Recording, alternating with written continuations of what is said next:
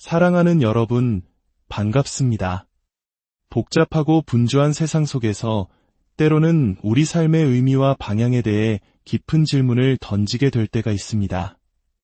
우리는 어디에서 와서 어디로 가는 것일까요? 이 세상의 수많은 문제와 내 마음속의 공허함은 과연 어디에서 비롯된 것일까요? 오늘 우리는 성경의 마지막 책, 요한계시록의 한 장면을 통해 인류의 가장 오래된 질문에 대한 놀라운 해답을 찾아 떠나보려 합니다. 이 여정을 시작하기에 앞서 잠시 여러분의 도움이 필요합니다. 여러분이 지금 눌러주시는 좋아요와 구독은 단순히 숫자를 늘리는 것을 넘어 어둠 속에서 빛을 찾는 또 다른 누군가에게 이 희망의 메시지를 전달하는 귀한 나눔이 됩니다. 여러분의 선한 손길이 더 많은 영혼에게 닿을 수 있도록 이 채널을 향한 여러분의 기도가 되어 주십시오. 이 말씀을 듣는 모든 분들의 삶에 하나님의 평강과 은혜가 가득하기를 먼저 축복하며 기도합니다. 오늘 우리가 함께 묵상할 말씀은 요한계시록 19장 1절에서 10절입니다. 잠시 세상의 소음은 내려놓고 하늘에서 울려 퍼지는 거대한 함성에 귀 기울여 보시기 바랍니다. 이 일 후에 내가 들으니 하늘에 허다한 무리의 큰 음성 같은 것이 있어 이르되 할렐루야, 구원과 영광과 능력이 우리 하나님께 있도다. 그의 심판은 참되고 유로운지라 음행으로 땅을 더럽게 한 큰 음녀를 심판하사 자기 종들의 피를 그 음녀의 손에 갚으셨도다. 하니 두 번째로 할렐루야 하니 그 연기가 세세토록 올라가더라. 또 24장로와 네 생물이 엎드려 보좌에 앉으신 하나님께 경배하여 이르되 아멘. 할렐루야 하니 보좌에서 음성이 나서 이르시되 하나님의 종들 곧 그를 경외하는 너희들아, 작은 자나 큰 자나 다 우리 하나님께 찬송하라 하더라.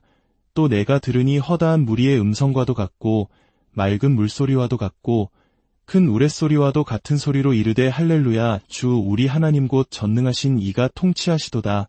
우리가 즐거워하고 크게 기뻐하며 그에게 영광을 돌리세. 어린 양의 혼인 기약이 이르렀고 그의 아내가 자신을 준비하였으므로 그에게 빛나고 깨끗한 세마포 옷을 입도록 허락하셨으니 이 세마포 옷은 성도들의 옳은 행실이로다 하더라. 천사가 내게 말하기를 기록하라.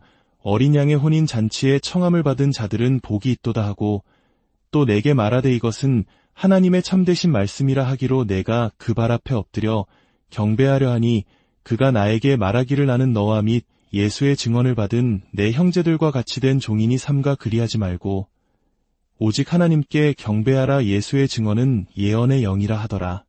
성경은 단순히 여러 이야기의 모음집이 아닙니다.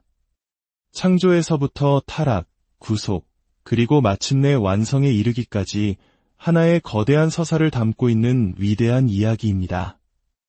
이 세상과 우리 자신에게 무엇이 잘못되었는지, 하나님께서 예수 그리스도를 통해 그 잘못된 것을 어떻게 바로잡으셨는지, 그리고 그 모든 것의 끝은 어떠할지에 대한 이야기이죠. 특히 요한계시록은 이 모든 이야기의 실타래를 풀어 마지막 매듭을 짓는 대서사시의 화려한 피날레와도 같습니다. 잘 만들어진 영화나 소설이 모든 복선을 회수하며 감동적인 결말을 선사하듯 성경은 요한계시록을 통해 인류 역사와 우리 각자 인생의 모든 질문에 대한 행복한 결말을 예수님 안에서 보여줍니다. 오늘 본문은 어린 양의 혼인잔치라는 신비롭고도 아름다운 환상을 우리에게 보여줍니다. 이 환상 속에는 세 명의 핵심 인물이 등장합니다. 바로 음녀, 어린 양, 그리고 신부입니다. 이 세 인물을 통해 우리는 세상의 역사가 어떻게 마무리되는지를 엿볼 수 있습니다. 음녀는 인류가 겪는 모든 문제와 고통의 근원을 상징합니다. 어린 양은 그 문제에 대한 하나님의 유일한 해결책을 보여줍니다. 그리고 신부는 우리가 예수 그리스도 안에서 어떤 존재가 될 수 있으며 그분을 통해 무엇을 누릴 수 있는지를 나타냅니다. 자, 이제 이 세 가지 상징을 하나씩 깊이 들여다보겠습니다. 첫째, 음녀와 우리의 근원적인 문제입니다. 본문은 하나님께서 음행으로 땅을 더럽게 한 큰 음녀를 심판하셨다고 선포합니다. 여기서 말하는 음녀는 요한계시록 17장과 18장에서 큰 바벨론이라 불리는 도시로 묘사됩니다. 바벨론은 하나님 없이 스스로의 힘으로 세워진 인간 사회의 모든 폭력, 억압, 부패를 상징합니다. 인류가 저질러온 모든 잔인함과 불의 그 끔찍한 죄악들을 성경은 단 하나의 단어, 음행 즉 영적 간음으로 규정합니다. 왜 성경은 죄를 단순한 규칙 위반이 아니라 간음이라는 충격적인 이미지로 표현할까요? 이는 성경 전체를 관통하는 하나님의 위대한 열망을 이해할 때 비로소 깨달을 수 있습니다. 하나님은 구약과 신약을 통해 끊임없이 말씀하십니다. 나는 너희의 왕이 되어 너희를 다스리고 목자가 되어 너희를 인도하는 관계에만 머물고 싶지 않다. 나는 남편이 아내를 사랑하듯 너희와 그런 관계로 사랑을 나누고 싶다. 결혼은 인간이 맺는 관계 중 가장 엄숙하고 깊고 모든 것을 아우르는 관계입니다. 결혼을 통해 두 사람은 법적으로, 경제적으로, 그리고 정서적으로 가장 깊이 결합됩니다. 서로에게 가장 연약한 모습을 드러내고 그 어떤 관계에서도 불가능한 수준의 친밀함과 사랑을 나눕니다. 그런데 놀랍게도 하나님께서는 바로 그런 관계, 남편과 아내와 같은 친밀한 사랑의 관계를 우리와 맺기 원하신다는 것입니다. 그리고 우리는 바로 그 사랑을 위해 창조되었습니다. 세상의 그 어떤 종교도 감히 창조주와 피조물의 관계를 이토록 친밀한 사랑의 관계로 묘사하지 못합니다. 위대한 전제를 받아들이는 순간 우리는 죄의 본질에 대해 다른 어떤 비유로도 설명할 수 없는 깊은 통찰을 얻게 됩니다. 죄는 곧 영적 간음입니다. 이는 죄에 대한 두 가지 진실을 알려줍니다. 첫째, 죄란 하나님보다 다른 어떤 것을 더 사랑하는 것입니다. 여러분의 마음의 왕좌에 하나님이 아닌 다른 무언가를 올려놓는 것, 여러분의 상상과 감정의 중심에 하나님이 아닌 다른 것을 두는 것이 바로 죄입니다. 하나님은 우리에게 단순히 순종하는 신하가 되기를 원치 않으십니다. 그분은 우리의 사랑을 원하십니다. 그분이 우리를 지극히 사랑하신 것처럼 우리도 그분을 가장 사랑하기를 원하십니다. 한 아내의 이야기를 상상해 봅시다. 그녀의 남편은 매일 밤 다른 여자의 집에 가서 인생을 논하고 꿈을 나누고 문제를 상담합니다. 심지어 그녀와 단둘이 세계 여행을 떠나기도 합니다. 마침내 아내가 남편에게 따져 묻자 남편은 이렇게 대답합니다. 뭐가 그렇게 불만이야? 나는 법적으로 당신 남편이고 생활비도 꼬박꼬박 내고 있잖아. 내 이름도 내 돈도 다 당신 것이고 남편으로서 의무도 다 하고 있는데 도대체 뭐가 문제지? 그때 아내는 절규할 것입니다. 하지만 당신의 마음은 내게 없잖아요. 내게 당신의 마음이 없다면 다른 모든 것을 가졌다 한들 그게 무슨 소용인가요? 다른 여자가 당신 마음의 가장 깊은 곳을 차지하고 있는데 이게 어떻게 부부 관계라고 할 수 있나요? 우리는 이 남편이 얼마나 어리석은지 손가락질할지 모릅니다. 하지만 우리 자신을 돌아보아야 합니다. 혹시 우리도 하나님께 그렇게 대하고 있지는 않습니까? 교회에 출석하고 세례를 받고 십계명을 지키려 노력하고 기도도 합니다. 하지만 정작 우리의 열정은 다른 곳에 쏟아지고 있지는 않나요? 우리의 상상력을 사로잡고 우리를 정말로 살게 만드는 것, 우리의 심장을 뛰게 하는 것이 혹시 우리의 경력이나 가족, 연애 혹은 어떤 사회적 명분이 아닌가요? 하나님께 이름과 돈과 시간을 드리면서 정작 마음은 다른 곳에 빼앗긴 채 하나님께서 이를 눈감아 주시기를 바라는 것, 이것이 바로 영적 간음의 실체입니다. 윌리엄 템플 대주교는 이렇게 말했습니다. 당신의 신이 누구인지 알고 싶다면 당신이 혼자 있을 때 무엇을 생각하는지 보라. 아무것도 의식적으로 생각할 필요가 없을 때 당신의 마음은 자연스럽게 어디로 흘러갑니까? 당신이 가장 즐겨 공상하고 계획하는 것은 무엇입니까? 그것이 하나님의 은혜와 영광입니까? 아니면 세상의 다른 어떤 것입니까? 바로 그것이 당신의 진짜 영적 배우자입니다. 둘째, 죄는 단순히 규칙을 어기는 행위를 넘어 하나님의 마음을 짓밟은 행위입니다.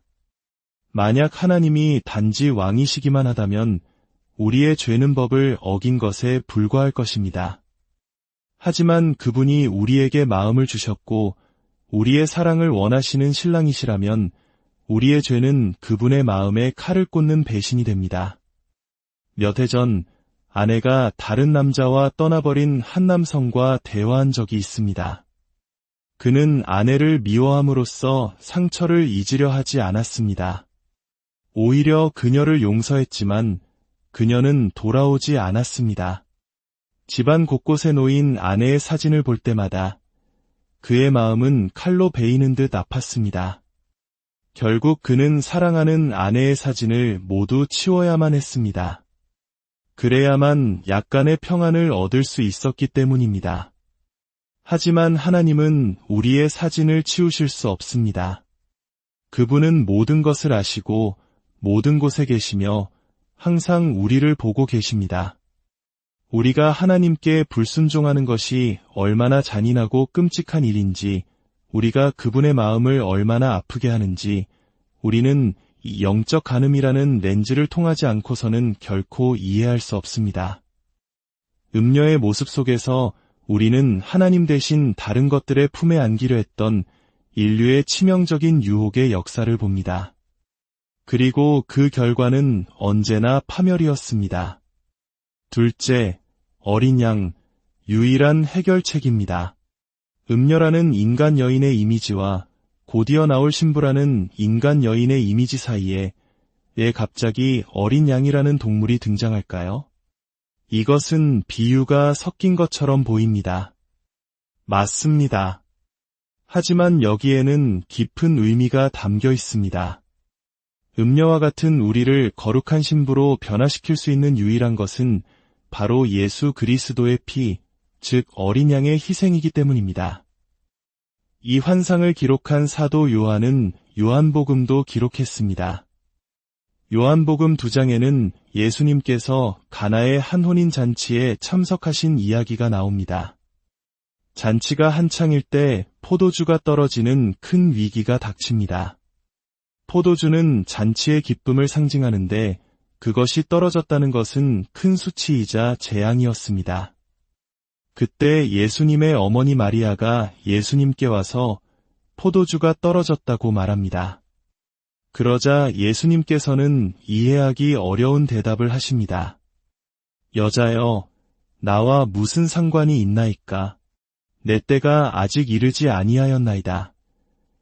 요한복음에서 예수님께서 말씀하시는 내 때는 항상 그분의 죽음, 즉 십자가를 의미합니다.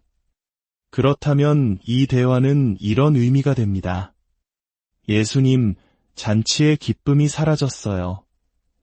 어머니, 저는 아직 죽을 준비가 되지 않았습니다. 이것이 어떻게 연결될까요?